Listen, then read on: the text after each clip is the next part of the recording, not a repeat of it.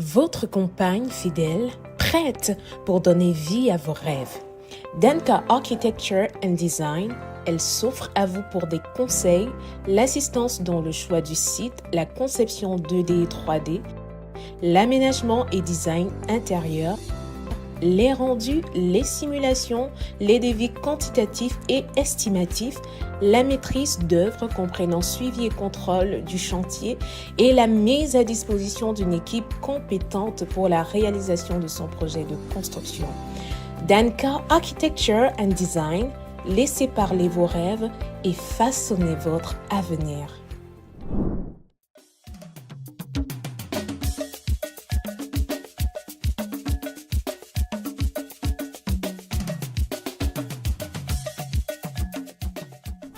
Qu'est-ce que tu peux dire de façon brève par rapport, au Bamileke? Nous, les Bamileke, nous sommes nés d'une tradition. Nous avons certains us et coutumes qui ne concernent que nous, les Bamileke. La tradition qui ne concerne que nous, les Bamileke, parce que je ne sais pas si ailleurs, chez les Douala, je veux dire les Yaoundéens, ainsi de suite, s'ils adorent les crânes comme nous autres, les Bamileke. Je ne sais pas également s'ils adorent les lieux sacrés comme nous autres. Nous, les Bamileke, nous avions aussi notre manière de vivre là. Je ne sais pas s'ils adorent également la chefferie comme nous autres. Ça que je pouvais te dire, que je peux te dire que ça me permet de distinguer les Bamileke et les autres. Parce que nos traditions, nous ne nous amusons pas avec ça ici. Quand je parle de tradition, tu vois, le respect des crânes, le respect de la chefferie, le respect des lieux sacrés. Chez nous, ici, les Bamileke, nous ne nous amusons pas avec ça. Maintenant, si je voudrais demander d'où viennent les Bamileke, leur histoire commence comment? Oui, les Bamileke sont venus du Tika. Les Bamileke sont venus du bon nombre de Bamileke, en particulier les Bafoussam. Ils viennent du Tika. Et je sais une chose, dans le temps, il y a eu, selon ce que j'ai entendu, il y a eu des guerres ici au pays auxquelles les déplacés, généralement les gens se déplaçaient de part et d'autre. Et par exemple, si je prends mon cas particulier, à mes recherches, j'ai constaté que ma maman,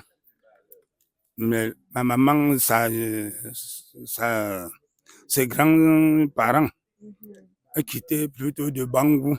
Et quand tu regardes bien, un de grands-pères à ma maman, un de vieux de la famille de ma maman, m'avait dit même que quand, à son temps, ils ont étudié beaucoup, d'autres parmi eux quittaient vers ou bien ils disaient Congo, ou bien du Congo, où c'était où, avant d'arriver ici au pays.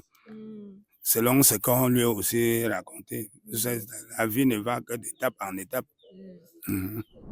Généralement, ici, chez nous, les Bamileke, quant à la construction, on doit toujours construire la maison de la femme un peu distancée de ta maison. C'est-à-dire la construction d'un notable la maison du père doit être un peu éloignée de la maison de ses femmes. Et quand le père construit même bien sa maison de réception, chez un notable, il y a la maison de réception.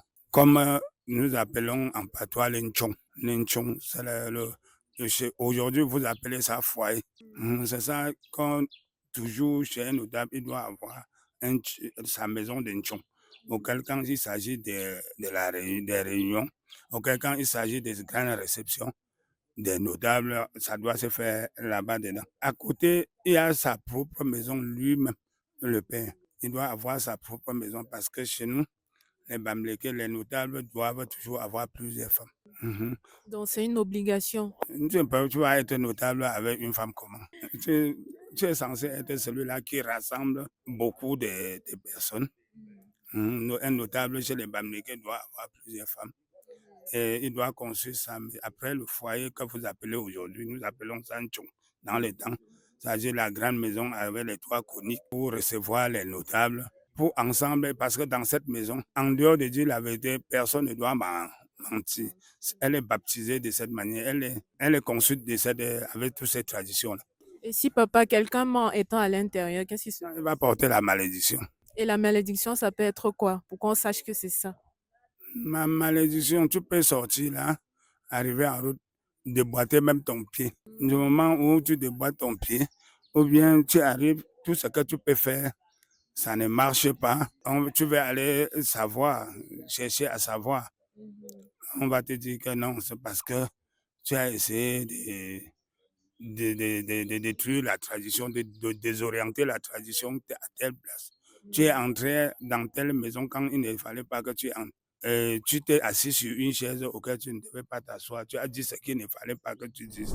Et par rapport aussi à la maison même en soi, parce que tu as parlé des chaises particulières et même aussi la chaise sur laquelle tu t'assois.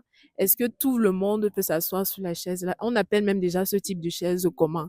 Est-ce que si je ne connais même pas qu'il ne faut pas s'asseoir et j'arrive dans une maison, je vois ça, je m'assois, quelque chose va m'arriver?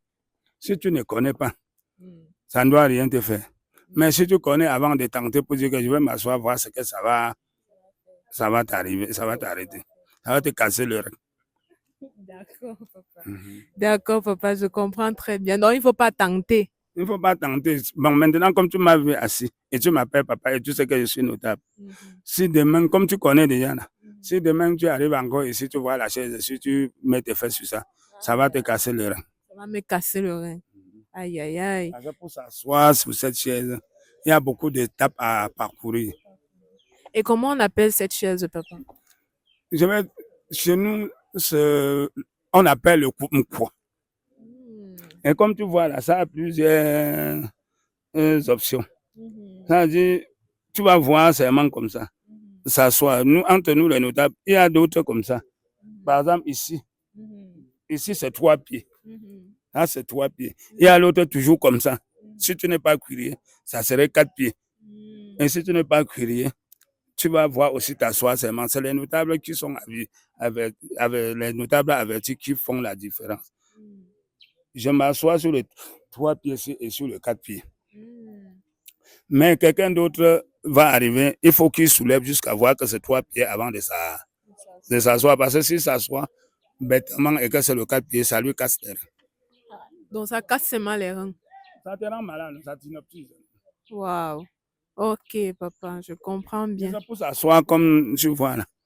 Tu commences chez nous, les Bamileke, à aller chez ton grand-père maternel. Donner autant de choses, si tu veux que je cite ça, si ça ne va pas te perdre du temps. Il faut aller chez ton grand-père maternel, donner les chèvres, donner la chèvre, et acheter les chaises ici. Quand tu vas acheter, pour toi, tu veux t'asseoir sur la chaise à 3 pieds, tu achètes 3 pieds. Si ton grand-père s'assoit sur la chaise à 4 pieds, tu achètes pour 4 pieds. Et quand tu donnes la chèvre, tu achètes les 2 chaises là. Quand tu achètes les 2 chèvres là, tu lui donnes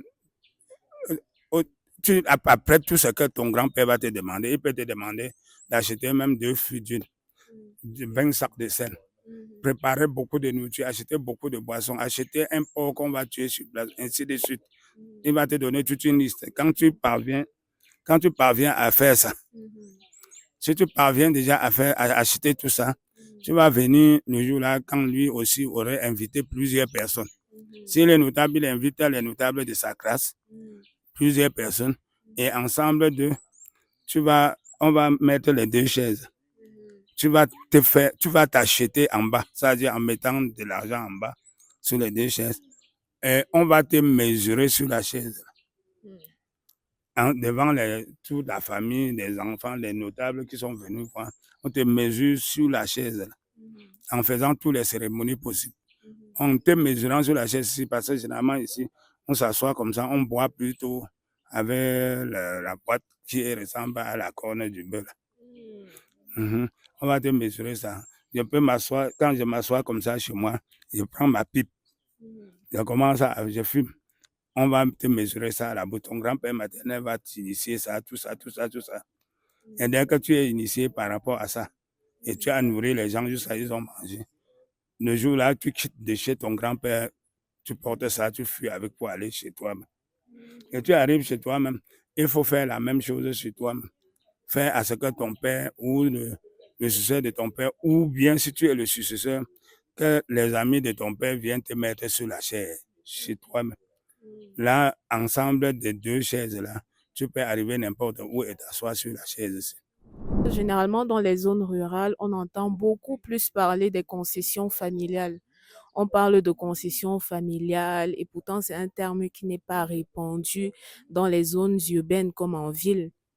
Donc, c'est donc quoi même déjà la concession familiale? Qu'est-ce qui fait peut-être d'une maison une concession familiale? Est-ce que c'est toutes les maisons qu'on appelle généralement concession familiale?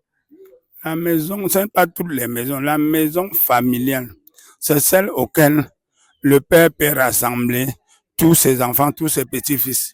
La maison familiale, c'est celle auquel notre tradition, c'est-à-dire les ancêtres on a gardé les crânes des ancêtres. Pour que déjà dedans, quand il y a les crânes des ancêtres, et quand le père vous convoque, vous demande que vous vous retrouvez, chacun doit beaucoup prêter attention de mentir. Parce que du moment où tu manges chez nous, les Bamileke, les morts ne sont pas morts. Quand tu entres dans une maison familiale où il y a tous ces crânes, on te pose les questions, tu ne dois dire que la vérité. Est-ce que tu dois mentir par rapport à nos us et coutumes? Non. Tu dois mentir que le père avait dit ceci, ou qu'il n'avait pas dit. Il est là, il est là représenté par le crâne. Et quand le crâne est là, il est censé, nous sommes censés croire qu'il écoute immédiatement ce que nous parlons. Non, bah, pas parce que généralement, on a toujours pensé que en parlant de concession familiale, c'est parce que on a là un papa qui a eu beaucoup de femmes et c'est parce qu'il a eu beaucoup de femmes qu'il a aussi fait beaucoup de maisons à côté. On parlera même des cases, peut-être pour revenir sur le type de construction. Et c'est parce qu'il y a beaucoup de maisons dans le grand espace qu'on appelle tout l'espace la concession familiale. Donc, je ne sais pas si c'est justement ça où il y a encore des choses à redire. Concession familiale. Quand on parle de concession familiale, si tu as même une femme et que tu as eu beaucoup d'enfants, tu vas tu vas les installer de part et d'autre. Mais laisser la part qui représente le nom du père fondateur de la concession. La part qui représente le père fondateur de la concession, c'est là où on appelle concession familiale. Parce que dans cet espace-là, il y a les lieux sacrés, il y a les maisons de crâne, il y a tout dans cet espace-là. Qu'on ne doit pas retrouver ça dans l'espace des enfants qu'on a placé. Vraiment, merci beaucoup parce que nous sommes vraiment au terme de l'interview et ça a été fort riche. Si on ne prêtait vraiment pas attention, on devait partir dans tous les sens parce qu'il y a beaucoup de connaissances qui se sont distillées. Mais papa, avant de clôturer, on voudrait que tu dises quelque chose à tous ceux qui nous écoutent actuellement. Et premièrement, tu vas le dire en français parce que je crois qu'il y a beaucoup de personnes qui t'écoutent mais qui ne sont pas Bafoussam. Et par la suite, tu vas dire un mot en Bafoussam, en langue vernaculaire, pour tous les ressortissants de Djembou qui se trouvent n'importe où dans le monde, que ce soit dans les quatre coins du monde, partout où ils peuvent se trouver, de façon à ce qu'ils puissent t'écouter et que ce soit en fait un mot que tu les laisses. Tout ce que je peux demander à mes frères et sœurs, de ne jamais oublier le chez-soi. Même s'ils vont n'importe où, chacun ne serait bien que chez soi. Et chacun est né d'une tradition. Et ne doit pas oublier ses traditions. Même s'il soit n'importe où. Et je recommande à mes frères et sœurs de part et d'autre qui pensent à rentrer chez eux, de développer les chez eux. Qu'ils ou qu'elles pensent à rentrer aider les parents, les ancêtres à vivre. C'est-à-dire reconstruire le chez eux, mettre